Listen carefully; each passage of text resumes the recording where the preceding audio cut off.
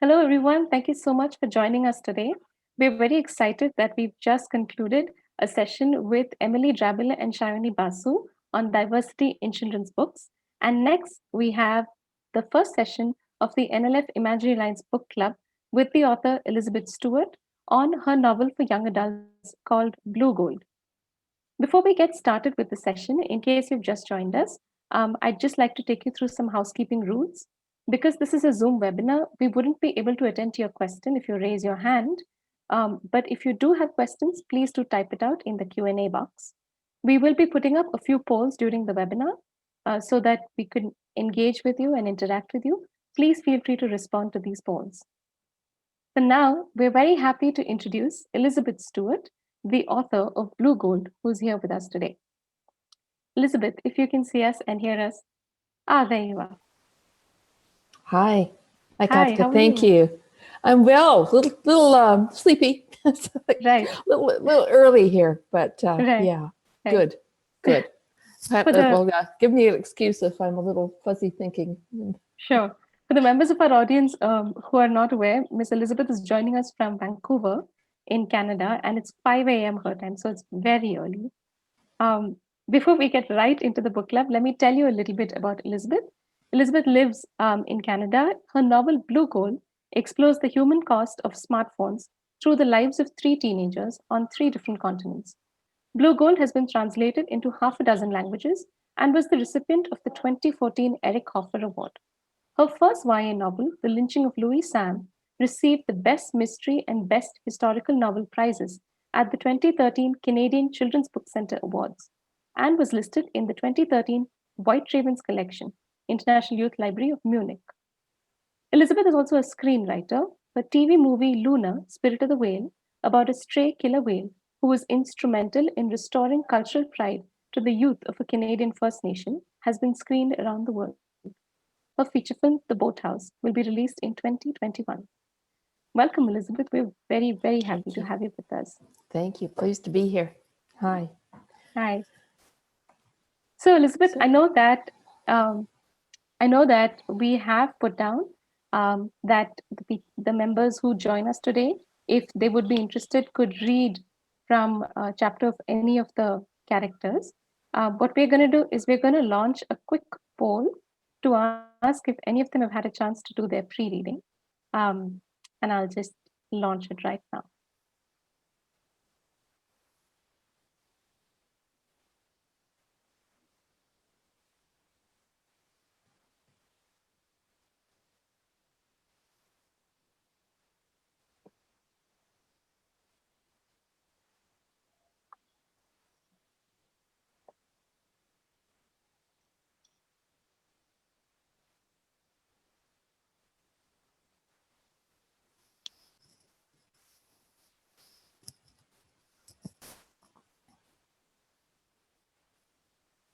We're on for 30 seconds. We'll leave it on for a little more and stop. So we have 15% who've had a chance to read from the perspectives of one of the characters, 51 who haven't, and 34 who didn't know about pre-reading. But I thought it'd be useful for you to get an idea of where our audience is at, so that when you're speaking about the book, then we could keep that in mind. very good. Something that really drew us, Elizabeth, when we read the book, was the fact that you've decided to write a book where the narrative spans across three different characters on three different continents. What was it that compelled you to write the story, and why span such a wide narrative? Well, initially, I really only intended to tell Sylvie's story, the story in Africa. And that was because I was aware of the terrible continuing wars that go on in, especially in the eastern part of the Democratic Republic of the Congo over blood minerals. We all heard of blood diamonds. I wasn't so familiar at that point with blood minerals, but the more I started to read about those wars, and it was really about specifically coltan, stands for columnite tantalite ore, from which they derive tantalum, that's an essential mineral in the construction of small electronics. like the cell phone. So I wanted to tell the story of how a family, a young girl, was affected by that conflict. But once I began there, it seemed a natural thing to follow the path of where does that tantalum go? And largely it goes to, well, the manufacture of these devices is around the world, but especially in China, it's become famous as a tech center. So many of the global products that we purchase, especially Apple, is very famous for dealing with a company in China called Foxconn, actually a Taiwanese company that has factories all around the world. But at that point, a lot of those electronics were being made in the city of Shenzhen, not too far from Hong Kong in China. So I started to read and learn about factory workers there and what their lives were like. And I realized that there were sort of a different set of human rights abuses going on, but they were definitely going on there. And there was suffering going on there. And from there, it seemed the next step became natural to make this a triangle. Who was the end user? So I chose to set that story, Fiona's story, in my hometown of Vancouver, because it was familiar to me. And I wanted it to be in Canada because so many of those going back through that loop, so many of those mining companies operating in the DRC, the Democratic Republic of Congo, are Canadian. A disproportionate number, in fact. We're a small country, but something like 70% of the companies, the mining companies in the DRC, at the point I was writing this novel, had some Canadian ownership. So that's how the triangle developed. Thanks, Elizabeth. What we did also when we were talking about coltan is we launched a quick other poll to ask the members of our audience if they've heard of coltan or conflict minerals before. Let me just share the results for you to see.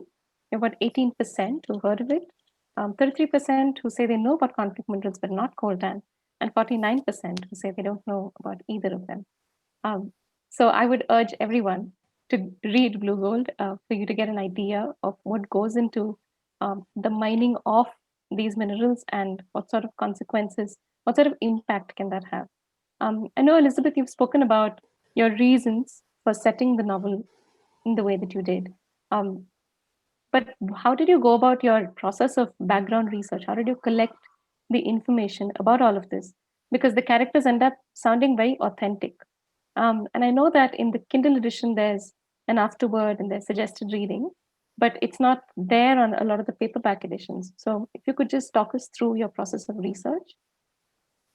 Well, I didn't actually find a lot of published books on the subject. There was one book that was instrumental, as mentioned in the back here, and as you say, it probably isn't mentioned in all editions, but it's Factory Girls, From Village to City in a Changing China by Leslie T. Chang, who's an American journalist.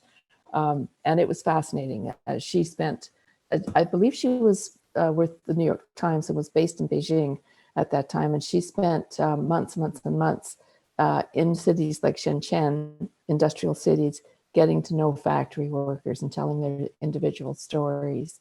So Laiping's story was largely informed by that book.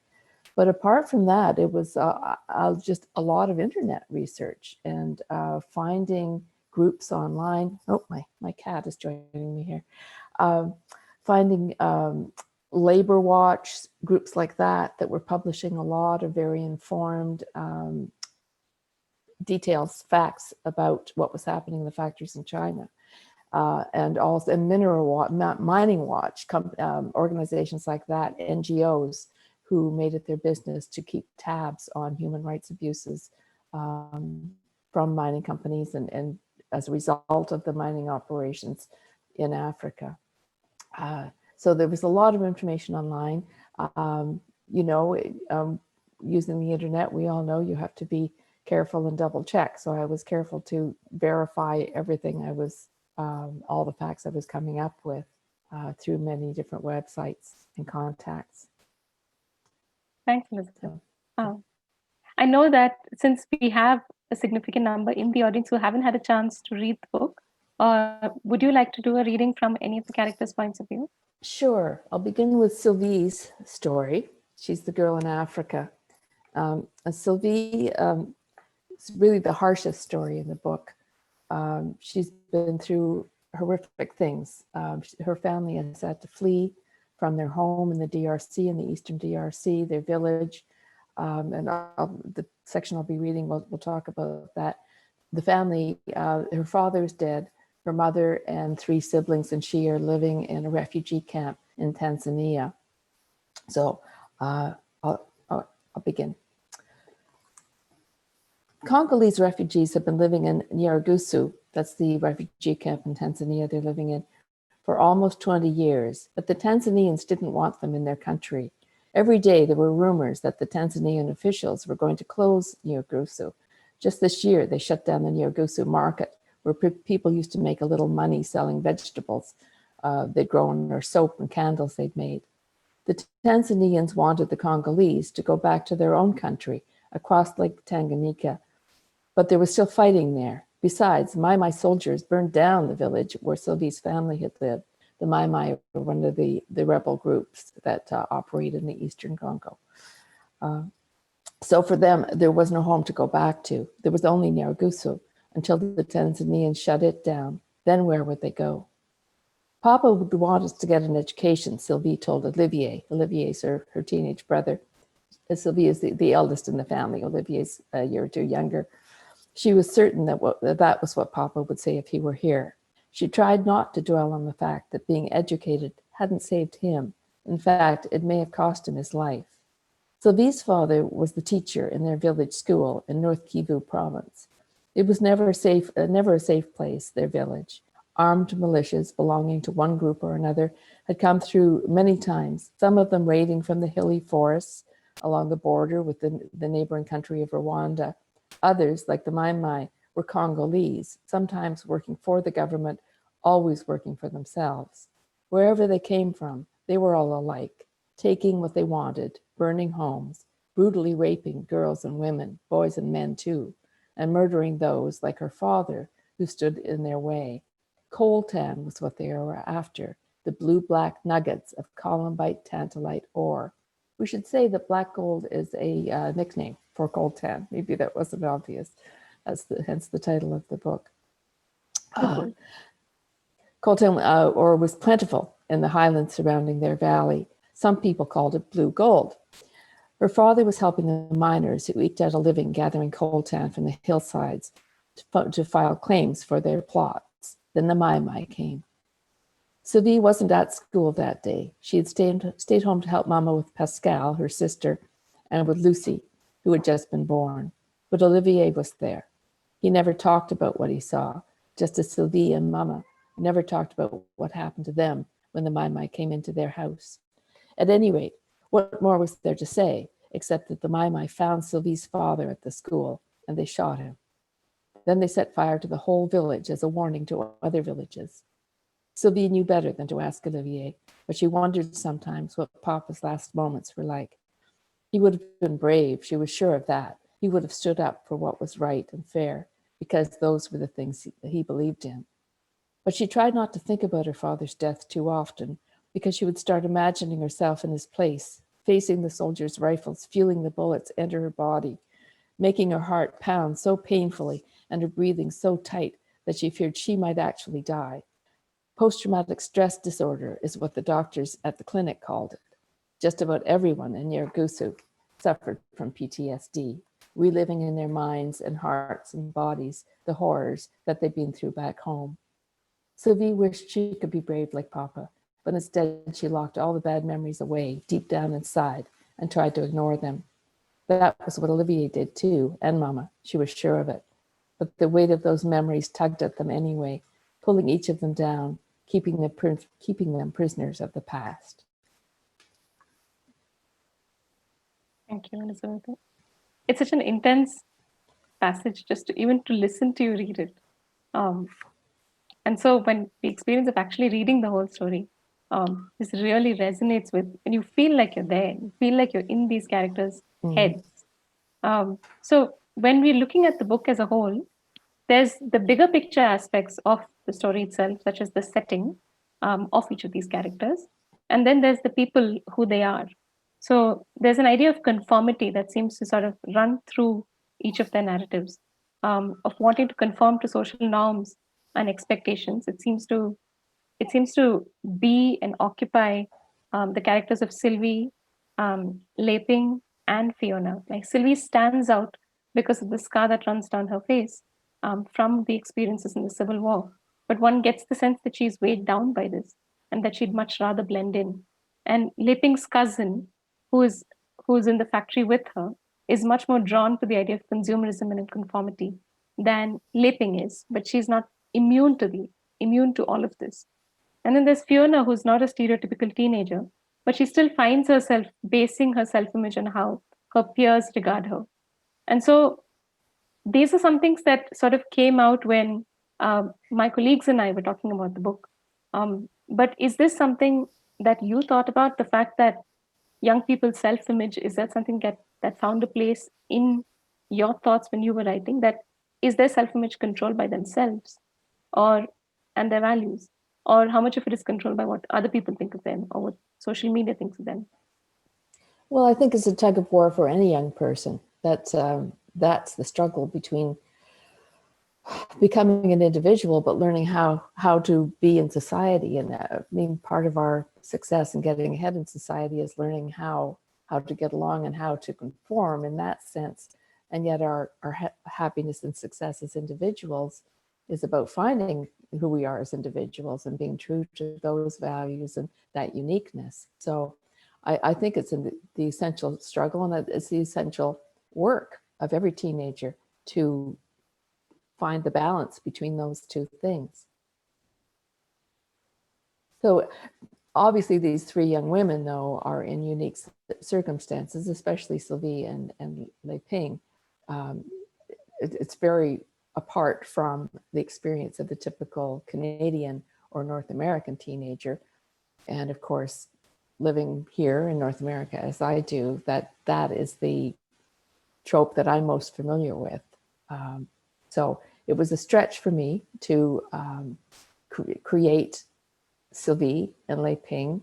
And I was highly conscious too of being respectful of those cultures and not just assuming they're just like any other teenager anywhere in the world. So it was a tricky balancing act.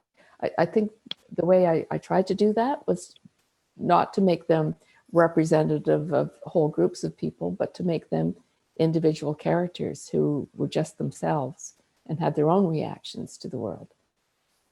Right. Interesting. Mm-hmm. I think also, but my experience as a reader of the book was that though the events of the book were heavy, they tend to weigh down on you. But the idea that with every new chapter, you would get a new perspective and a new character's point of view, that helped sort of lighten it up in a sense. It made me want to look forward to who's coming next, and what am I going to learn about next with this character. So this narrative device, the plot switching to tell the story from the point of view of a new character in every chapter, it's something that I know writers have explored. But is it something that you yourself have worked with in the past?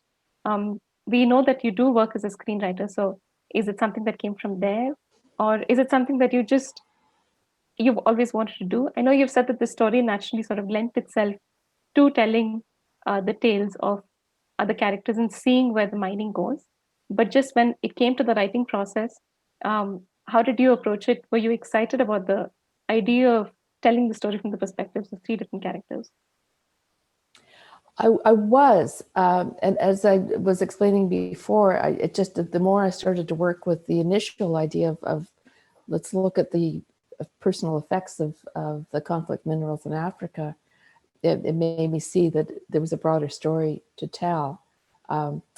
It's actually kind of a risky thing to tell a story in this way, and my publisher at the time, I think, wasn't too utterly completely convinced with because the risk is that you're just getting involved and interested in one story when you switch to a different narrative, and it can be jarring and it can be disengaging.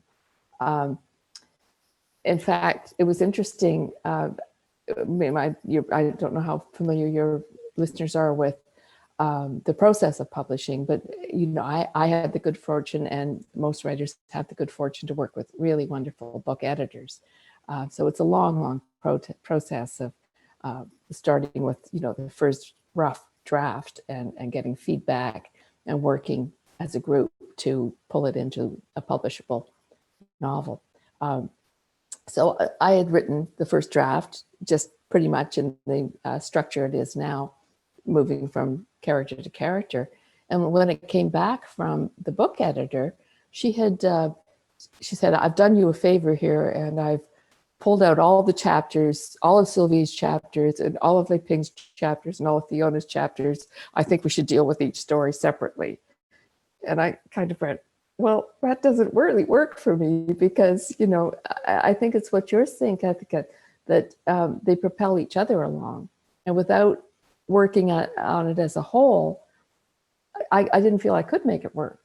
So the first thing I did was put it all back together again and work at it from there. I mean, she had wonderful notes, and she was just instrumental in pulling this thing together, because it was tricky to keep the flow going and to keep the interest going throughout. But yeah, I just thought that was a very interesting, the difference in our two approaches, that, oh yeah, well, you have to do each story and then put them together. But for me, it was very much needing to look at us as a whole.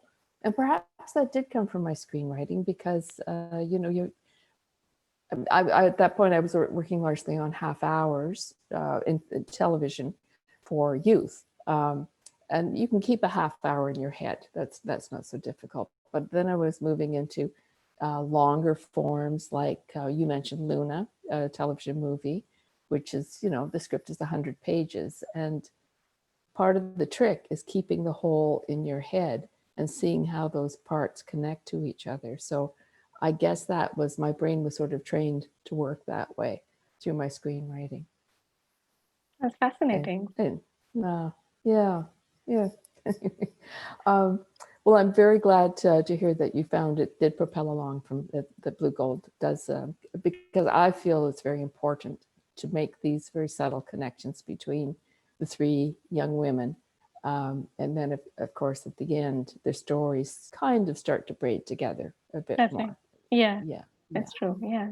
Mhm. So since our listeners or our viewers have had a chance to listen to you read from Sylvie's point of view, would you want to read something from Laiping or Fiona's point of view? Yes, I'll read from Laiping.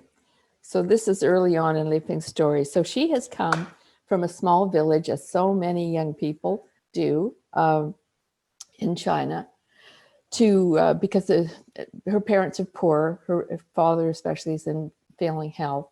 She has this cousin May, who already left their village and is working in the factory, and she's been sending letters home bragging about how wonderful it is and all the things she can buy.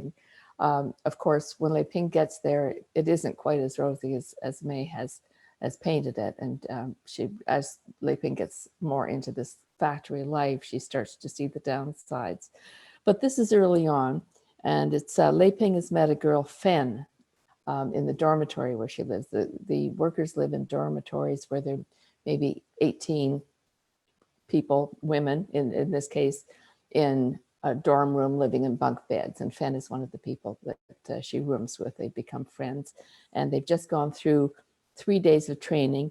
And now this is their first day on the factory floor. Laiping and Fen climbed a wide staircase alongside hundreds of other workers up to the 4th floor where they had been assigned. They went through a broad doorway and found a vast factory, bigger than 2 cafeterias put together, divided by long rows of workstations and lit by glaring fluorescent tubing that hung down from the high ceiling. The floors were spotless concrete, and there was a slight chemical smell, perhaps from whatever was used to clean the floors. Laiping looked up and saw sealed windows placed high along the walls. They provided a little daylight, but no fresh air.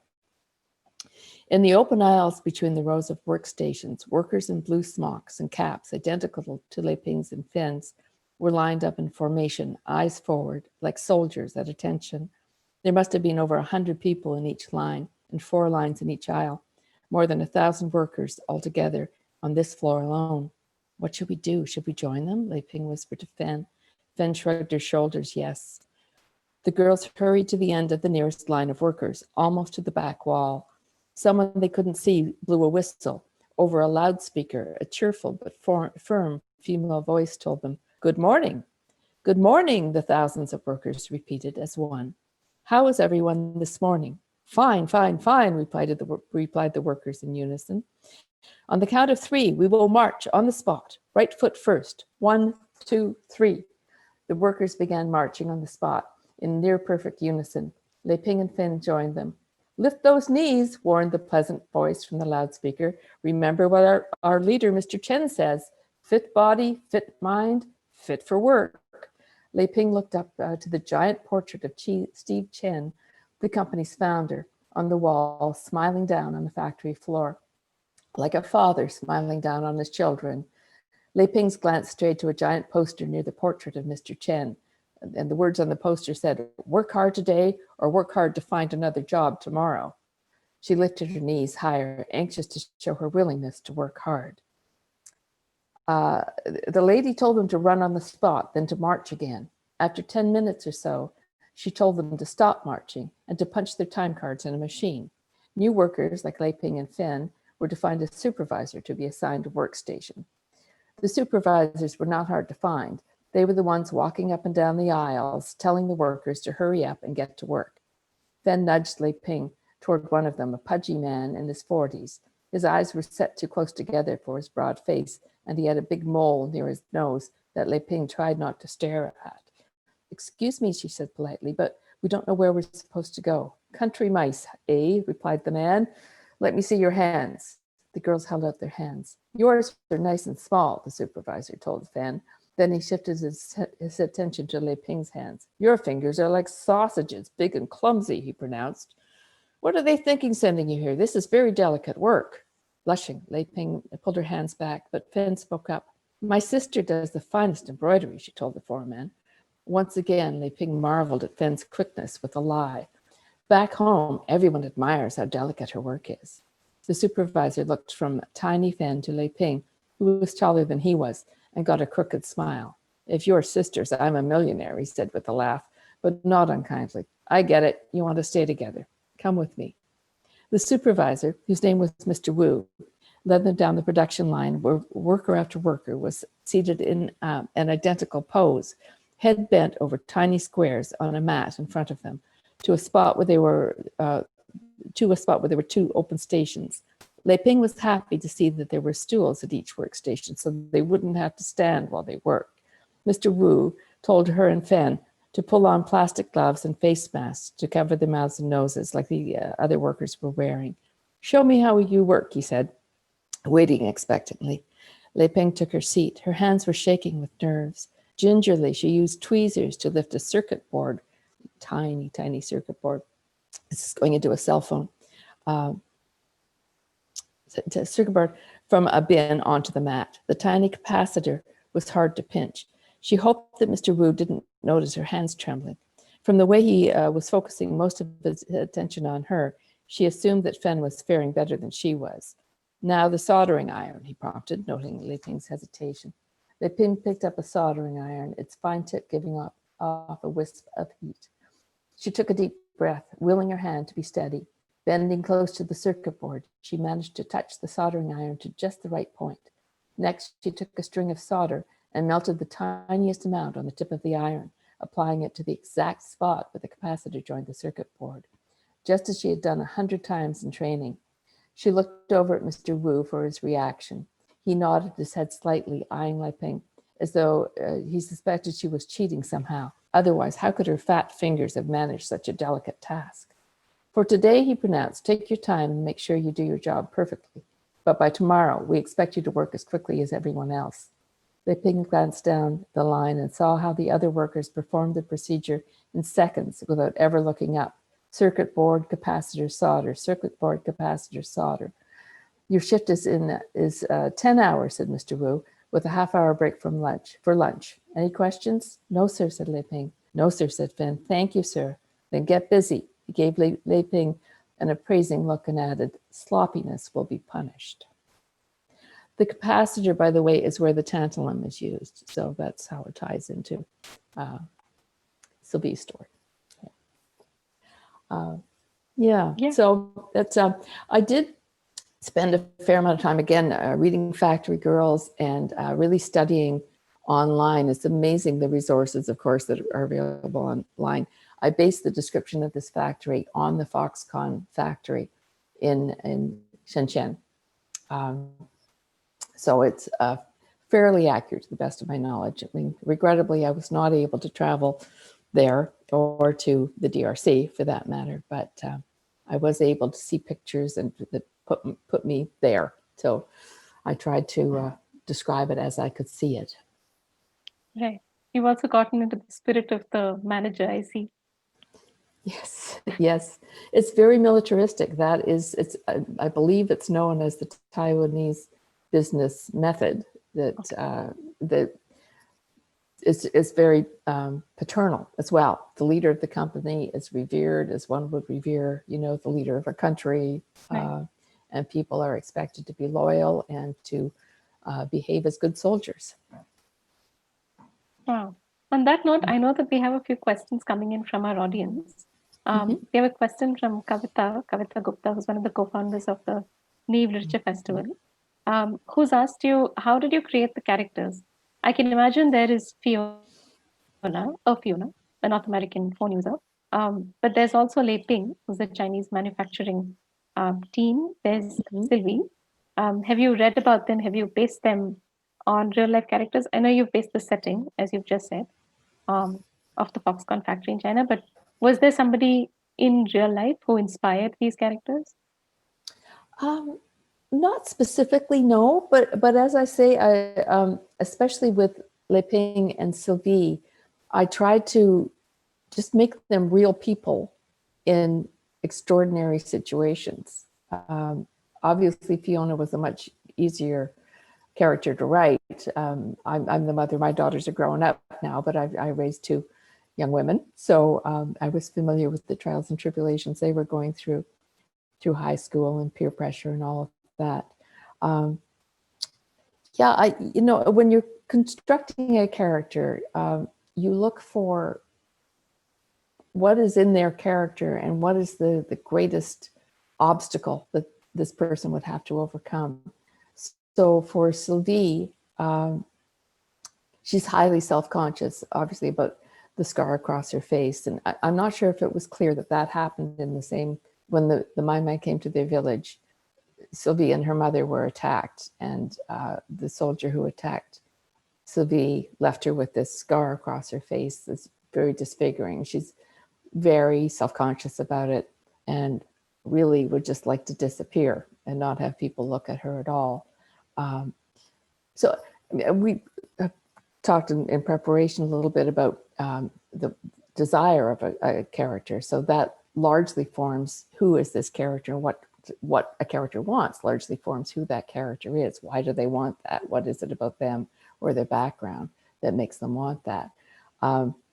But we were talking a little bit about the difference between what a character wants, the conscious desire, and what a character needs, the unconscious need that character needs to become whole, to live a fulfilling life. So in Sylvie's case, for instance, I think her desire is to disappear and just to forget about everything that happened. But her need is to deal with what happened and also to become a voice for those who can't speak, for the atrocities that they've suffered. For Fiona, it's simpler. Fiona wants a new cell phone.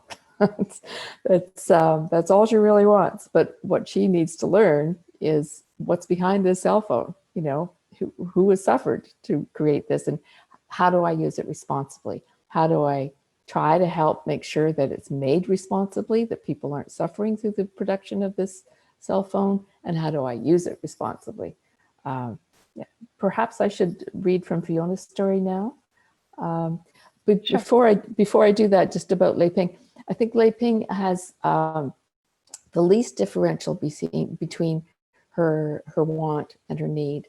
And to me, Laiping is the one who is most trapped in her life, actually. As horrific as Sylvie's life is, and as trapped as she is in this horrible refugee camp, she does find a future. But Laiping is the one who's really trapped. Her parents need this money that she's earning. She can't really leave the job. When she tries to speak out to get better conditions in the factory, she's harshly slapped down for it. So she is pretty much trapped. And I would say that, again, that there's the least differential between her unconscious need and her surface conscious want. Right. Anyway, why don't I read from Fiona? Sure. Okay. So Fiona's it's interesting you say that you think she's not a typical teen, because I think she's pretty typical, but perhaps after we read, maybe we could have a conversation about why you think she isn't typical. Sure. So Fiona has gone to a party. It's summertime. She's gone to a party and it's all the kids are going and she's kind of nervous. She hasn't quite turned 15. She'll be turning 15 in a couple of months. So she's pretty young and just at that most vulnerable age when peer pressure is so great and where you want to be popular and you're really worried about what people are thinking of you. And at the party, she's been with a boy she's dated a couple of times, Ryan. But, you know, I don't know about in India, but here in Vancouver, kids will, you know, drink alcohol when they're not supposed to. And she had a few drinks and she became sick at this party and she's very embarrassed about it. And Ryan is walking her home now. You should go back to the party, she told him, although she didn't want him to, not with all those other girls there. Perhaps this is how you knew you were with the right guy. When you thought of him being with somebody else, it made you jealous. Maybe I will, he said, and started off down the sidewalk without even kissing her goodnight. Fiona supposed she could hardly blame him, considering she hadn't had a chance to rinse her mouth out. She got sick at the party. He tossed back, I'll call you later, so casually that Fiona wondered if he would, ever. She took Ryan's advice when she went inside and kept the conversation with her mother, who was reading in the living room, to a minimum. Yes, I had fun. No, I'm not hungry. She was pulling on pajamas in her bedroom when her cell phone pinged with a text. It was from Ryan. Okay with Mom, he asked. Okay, she texted back. Sorry about tonight. Didn't go exactly how I expected, he answered. What did you expect? Don't know. You are so sexy.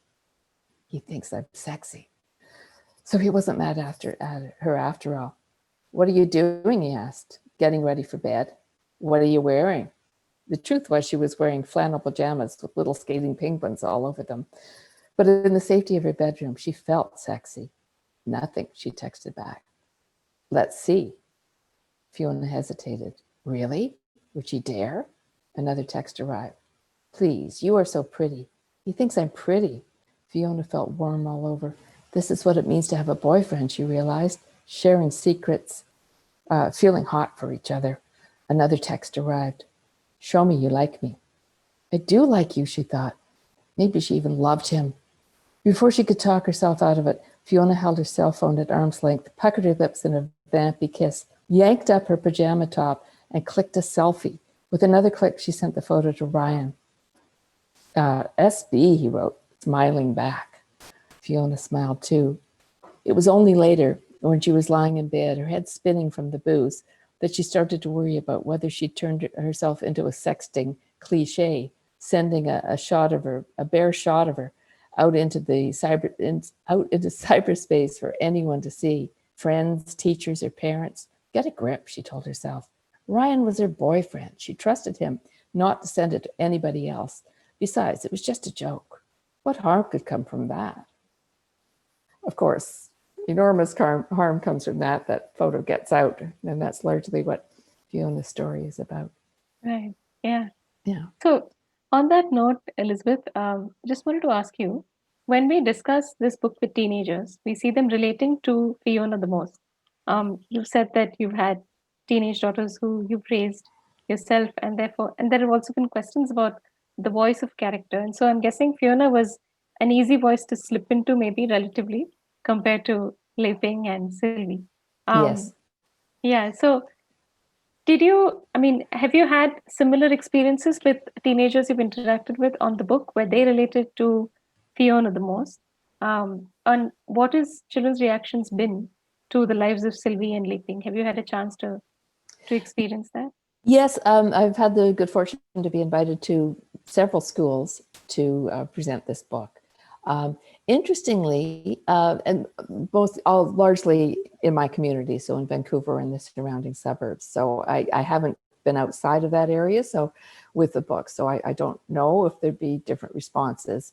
But interestingly, the young people here seem to respond most to Lei Ping's story. Perhaps Fiona's story is too familiar to them, or perhaps they feel because it's basically their lives that I'm not getting it. This isn't exactly how their lives are. But it seems to be Laiping that they can relate to the most. And I'm Wow. not sure why that is. Yeah. Yeah. Yeah, it really makes you think, isn't it? Yeah, interesting. Could I ask you, Kathika, just getting back to this question about Fiona, that you think she's not a typical teen? Why do you think she's not a typical teen? I have to say that I was probably being a little judgmental because I mean, I imagined her as blonde and, very, very typical looking. And then later when you describe her in the book, I realized that I'd imagined her all wrong. But I really liked the idea that Fiona was willing to introspect after the fact that her message got out. And then she really stopped to think about what is it that she wanted to do, who's the person she wanted to be, how did she want to react to Ryan after that. I'm sure a lot of teenagers do this. But the fact that she didn't just let it go and carry on as if nothing happened, but she really stopped and paused um, and sort of made changes in who she was and how she viewed things and asked so many questions that I thought that that was Oh, pretty that's admirable. interesting. Yeah, she turns out to be kind of a scrapper and a fighter, doesn't she? But again, where do characters come from? Um, she Fiona doesn't get along with her mother very well. Her parents are divorced, and her mother is a real activist, and she's got an opinion on everything. And at the outset, Fiona just finds this totally embarrassing, and not again. But she kind of becomes her mother by the end. She kind of, learns a new respect for her mother. Yeah. Now, was that me writing about my daughters? um, but yeah, so she's discovering who she is and all the parts of herself that she was denying because, her mother is so opinionated. Right. Can be difficult to get along with. And initially, all Fiona wants is to be popular and to get along with people. But she starts to see, no, you have to stand up for what you believe in. Right. Yeah. Yeah. Mm-hmm. I also think that, and this thought was triggered by a question that's just come up from Dhruv Nagri, who says, why did you choose the topic of smartphones and the cost of looking at them all the time? Which I realized that it started off with Sylvie's story, but even just the idea that an everyday object that we use so much has so much history behind it and has so much baggage, so to speak. Um, there's a lot that goes into it. I thought that was a fascinating idea as well. That something you take for granted has such a long history behind it and how it's come to you. And Is that it's also, yeah, so global. I mean, it really involves people all around the world and all different sorts of lives right, are affected by it. Yes, sorry, I right. interrupted. No, I was just wondering if those are thoughts that struck you as well while you were going about the process of writing when you were thinking about the book. Well, definitely, and that is, as I say, I started out. The interest was in the human rights violations in the eastern part of the DRC due to conflict minerals, and I hadn't heard of coltan either before that. Right. And it was once I started to learn more about, oh, this is all about components for cell phones, then it started to develop into this is the unifying thing, the cell phone. Right. Yeah. Right. Yeah. Right. Okay. Dear, so we know that Blue Gold is a really issues-based book for young adults. Are there other books like that that you've really enjoyed reading that have come out of Canada that you've read from other countries? So if we'd like to look it up, then we can. That it always throws me when because I read so many wonderful books, and then when somebody asks me, I can never remember the titles.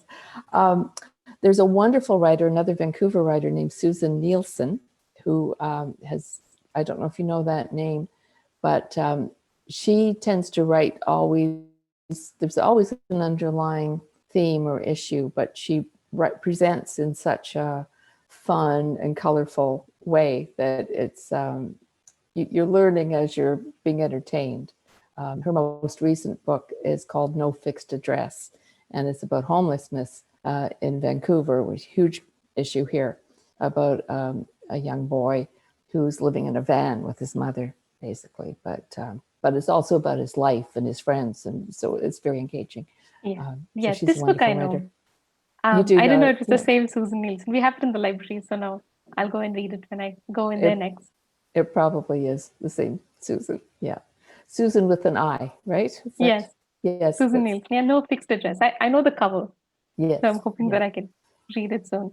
yeah. Um, in the course of your research, Elizabeth, have you seen whether there are any sort of movements that consumers can follow or support to stop coltan conflicts or to voice their opinions about conflict minerals? Are there fair Yeah, trade agreements around it? yeah, definitely. No, again, I wrote this 8 or 9 years ago, so I'm not sure how current these organizations are, but there's Mining Watch that that's a Canadian website that looks into the operations of Canadian mining companies.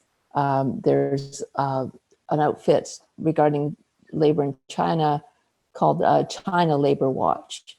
Again, you'll find them online, and sites like that are full of information about what's going on, and very current information, because they're in contact with, there on the ground with people who are experiencing these things. So yeah, they're definitely NGOs, non-governmental organizations that are keeping an eye on things. Yeah, not hard to Right. find, online. Again, if you just Google Yeah. coltan plus human rights, you will find a lot. Mhm. Yeah. Right. I'm sure. I mean, all of us, I'm sure, will go back and look at this some more, and look for some more information on this. But on the subject of Laiping and the manufacturing industry, and just to take a sort of real world connection, a more contemporary real world connection, we know that a lot of cell phone manufacturing is also moving to India. This is a Mm. question that we have from Janvi Sridhar. There's a huge push for it, which means a lot of people will be working on the assembly line. So, do you think that it'll help for um, more young readers in these countries to read books like Blue Gold, for just to raise some sort of awareness on these issues? Well, sure. I mean, this book specifically, but any pressure that's put on the companies, Apple, for instance, has had a lot of pushback in the States and Canada and around the world to ensure that their products observe human rights in the chain of production, and it has made a difference. Um, there was a law in the States called the Dodd-Frank law that required companies like Apple to present the chain of acquisition. Where did those minerals come from? Were they blood minerals, or were the miners paid properly? Were the working conditions decent for them? And that was fairly effective under the current American president that got ignored more, but hopefully with the new president coming in, those issues will be observed more closely. Same as with the factories in China, there was pushback from consumers to ensure that people were treated decently. In fact, there was a lot of, I mentioned in the book, the idea of these suicide nets that got a lot of publicity around the world a decade or so ago, that the Foxconn factory in Shenzhen, China, well, this is verifiable. I mean, we've all seen the pictures, so you can see the pictures if you go online. They had to put nets around the bottom of these dormitories because so many people were taking their own lives, or attempting to take their own lives by jumping, because their lives were just so desperate They were so exhausted, there just seemed to be no hope. So things have improved since then. And I've just been checking in preparation for this, and from what I could glean, and just in a cursory way, it seems that factory conditions are better. In fact, Apple has moved its, or Foxconn rather, who manufactures the iPhone, has moved its operation to a new factory in another city away from Shenzhen, the city of Zhengzhou. And things are somewhat better there, apparently. Zhengzhou was called iPhone City. But, you know, one article I was reading was about, the headline is, "It's full steam ahead to produce Apple's new 5G handset." So when a new product is coming out, it's the same situation as portrayed for Laiping. It's just endless overtime. It's, you know, 60, 70 hours a week. You're not allowed to turn down the overtime.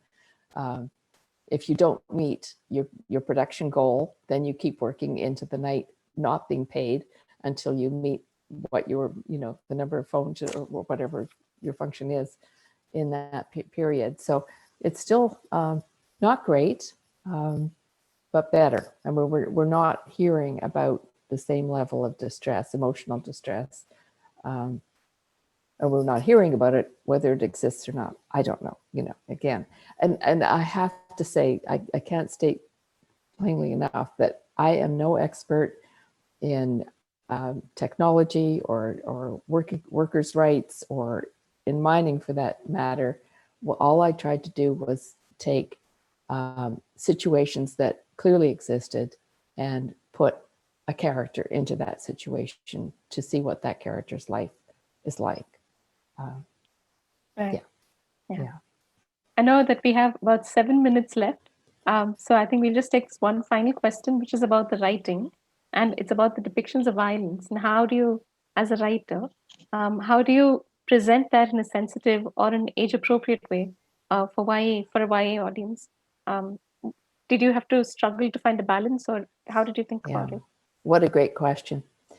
I tried not to pull my punches, as I think young readers are capable of processing harsh things. And it's disrespectful, I think, to the real people suffering in these situations to soft pedal it, to not portray it as horrifically as their lives can be. So it's hard to write. It's not pleasant to write. I guess you try to put yourself in that situation. And I tried to describe, with Sylvie, for instance, in that passage I read about when she starts to remember what happened, she has this physical response to it. So I tried to do it again through the individual character. How does this affect her? But yes, I mean, it's not pleasant, but again, I just think it's not respectful to the people who suffer to make it seem less than it is. I hope it isn't traumatic to read this for young people, but we need to know. I mean, yeah, I look at my life in Vancouver, which is really, really privileged. I live in a safe place. I've got a roof over my head. I have enough to eat. Yeah, so it sometimes you don't want to be pushed out of that comfort zone, but we all need to be from time to time, for sure. Thanks, Elizabeth. Yeah. That was a question Does from, that answer the question? Yeah, that was a question from Priyadarshini Gogoi. I forgot to mention her name when I asked the question. Thank you for that. Yeah, thank you. I'm sure she appreciates the response as well. I know that we have 4 minutes to go. So, and we do have the next session of the book club happening on the 28th. This is for the benefit of the audience. November 28th from 10 to 11 a.m. IST. Before we wrapped up, we were wondering that we would ask the audience this question and pose this question to the audience. We know that Blue Gold is a story of 3 girls from 3 different continents who each represent a particular issue. So we know that Sylvie's story is about the mining of conflict minerals from Africa. We know that Laiping's story is about the manufacture of cell phones, working class, what is the condition of people who work in these factories. And we know that Fiona's story is that of a North American teenager of cyberbullying. If there was a story that had to emerge from India, what do you think the story would be? What would this issue be? Um, and who would this character be? So if you'd like to send in your responses, members of the audience, please do so. Please do think about it. And we'll meet you hopefully back here on the 28th from 10 to 11 a.m. And hopefully you will have read the whole book. We're really looking forward to it. We're so glad, Elizabeth, that you were able to make time for this and wake Of up course. so early for this. I hope I was coherent. Oh, no, absolutely. Good. This was a Good, good, wonderful good. session. Thank you so much for your time. Okay, Elizabeth. thank you, Katrika, and thanks everyone for tuning in. Thanks so much. We'll all see you back here next week. All right, I look forward to it. Yeah. Okay. Until then, everybody stay safe, take care, happy reading. We'll see you back here next week, 10 a.m.